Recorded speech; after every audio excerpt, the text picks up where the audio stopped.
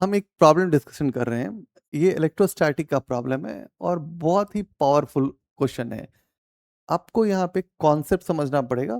साथ में आपको मैथमेटिक्स बहुत पावरफुल नहीं दिखेगा, बट फिजिक्स के पॉइंट ऑफ व्यू से बहुत ही पावरफुल क्वेश्चन है। आपको थ्योरी के अप्रोच और कैसे क्वेश्चन डील करते हैं उसको हम सिखाने की कोशिश कर रहे हैं। तो क्वेश्चन क्या है कि अपने पास एक मेटल का स्फीयर है और उसके ऊपर हमने एक रिंग को रखा है और मेटल स्फीयर को हमने ग्राउंड कर दिया। रिंग का रेडियस कैपिटल आर है और मेटल स्फीयर का जो रेडियस है वो स्मॉल आर है। सेंटर पे जो पोटेंशियल रिंग का दिया हुआ वो वी नोट दिया हुआ है। दूसरी बात है कि मुझे पता है कि यहाँ पे इंड्यूस चार्ज होगा, तो आपको वही टोटल इंड्यूस चार्ज कैलकुलेट करना है। तो आप बोलोगे कि इसके लिए क्या वे हो सकता है, तो सबसे पहला बात होना चाहिए कि मेरे को कंडक्टर के बारे में पता होना चाहिए। कंडक्टर है तो वहाँ इक्वी पोटेंशियल होता है। तो आपने ग्राउंड किया है तो हर एक पॉइंट पे आपका पोटेंशियल सेम होने वाला है। इतना तो क्लियरिटी है आपके पास मेटल स्फीयर के बारे में। दूसरा है कि आप बोलोगे कि रिंग रखा हुआ है और मेटल स्फीयर उसके ठीक नीचे है, तो सवाल ये होगा कि चार्ज का जो डिस्ट्रीब्यूशन होगा वो यूनिफॉर्म है या नॉन यूनिफॉर्म है, इसको देखना होगा। यही मुद्दे में बहुत बड़ा प्लेयर है। तो आप बोलोगे इसके लिए कौन सा वे हो सकता है सर, ये बताओ। तो मैं बोलूँगा कि यहाँ पे आप इलेक्ट्रोस्टैटिक्स का जो कोलम्बिक फोर्स होता है, फोर्स 1/r² वैरी करता है। तो जब आप मेटल स्फीयर और रिंग जब पास-पास होंगे तो वहाँ पे इलेक्ट्रोस्टैटिक फोर्स बहुत ज़्यादा स्ट्रॉन्ग होगा। जब वो दूर होगा तो इलेक्ट्रोस्टैटिक फोर्स जो होगा वीक होगा। तो जो सरफेस चार्ज डेंसिटीज होगा उस पे जो फोर्सेस लगेंगे वो असमांतर लगेगा। मतलब फोर्सेस यूनिफॉर्म नहीं लग रहा है, हर जगह पे अलग अलग फोर्सेस डिफरेंट वे में लग रहा है। तो आपको समझना होगा कि यहाँ पे जो चार्जेस का डिस्ट्रीब्यूशन हुआ है वो हुआ है नॉन यूनिफॉर्म। तो आप बोलोगे टिपिकल इंटीग्रेशन सोचना होगा क्या सर। मैं बोलूँगा नहीं नहीं, आपको इंटीग्रेशन नहीं सोचना है, अपने को सोचना क्या है वो देखो। तो अपने को सोचना चाहिए कि सेंटर के रिंग से आप आर डिस्टेंस पे हर पॉइंट पे हो। दूसरी बात है कि आपको ऐसा सोचना होगा, सेल्स लॉ भी सोच सकते हैं कि सारा का सारा चार्ज जो होगा वो शायद सेंटर पे कंसंट्रेटेड होगा। तो आपके लिए केंद्र बिंदु लेकर के आपको सवाल को हैंडल करना पड़े। हर जगह आप देखो और आपको लगेगा कि हर जगह पे आर डिस्टेंस पे चार्जेस का बिखराव है। तो यही मुद्दे का सवाल है, यहीं से सवाल हैंडल हो सकता है, आपको टिपिकल इंटीग्रेशन नहीं सोचना पड़ेगा। अब आप बोलोगे कि इसको हैंडल करने के लिए हम जो वे यूज़ करें वो क्या हो सकता है? तो हम बोलेंगे सबसे पहले आप वी नोट लिखो। वी नोट इक्वल टू क्या हो जाएगा, 1 डिवाइड में 4 pi epsilon nought q by RS. ठीक है? अब आप सोचो इससे क्यू निकालते हैं तो V nought into 4 pi epsilon note r equal to क्या हो जाएगा, क्यू।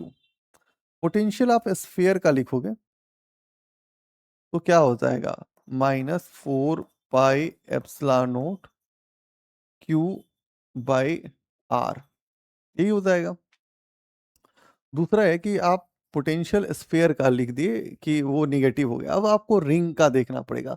तो रिंग के लिए आप जब जादोगे, ये रिंग के लिए आप देखोगे तो ये क्या हो जाएगा, 4 pi epsilon nought q root under are square plus small are square. अब बोलोगे वेट, यहाँ पे सोचो क्या होगा। ये C1 है और इसको C2 लेते हैं।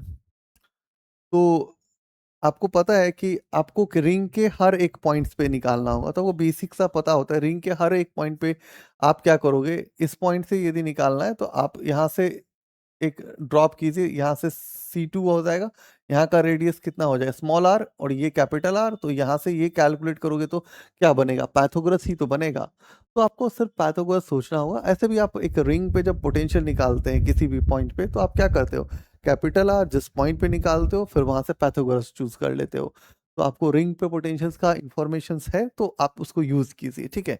अब आप बोलोगे कि एक चीज बताओ सर, इस पे जो रिंग स्फीयर प्लस रिंग का जो पोटेंशियल होगा वो क्या होगा, जीरो हो जाएगा। एकदम होगा जीरो जी, क्यों नहीं होना चाहिए जीरो, होना चाहिए जीरो। ये बैलेंस करेगा एक दूसरे को। ठीक है? यहाँ पे एक बैलेंस शब्द यूज कर रहे हैं, ठीक है ना, क्योंकि आपका टोटल पोटेंशियल क्या हो रहा है, वो जीरो हो रहा है। यही हम बोलना चाह रहे हैं और कुछ ज्यादा बोलना नहीं चाह रहे हैं भाई। ठीक है? तो अभी आप बोलोगे कि अब क्या कर सकते हैं हम यहाँ से, ये क्यू निकाले हैं, ठीक है ना? स्फीयर पे तो ये हो गया और रिंग पे एक्चुअली चार्ज जो है वो बेसिकली क्यू है, यहाँ पे क्यू लिखिएगा, ठीक है नहीं?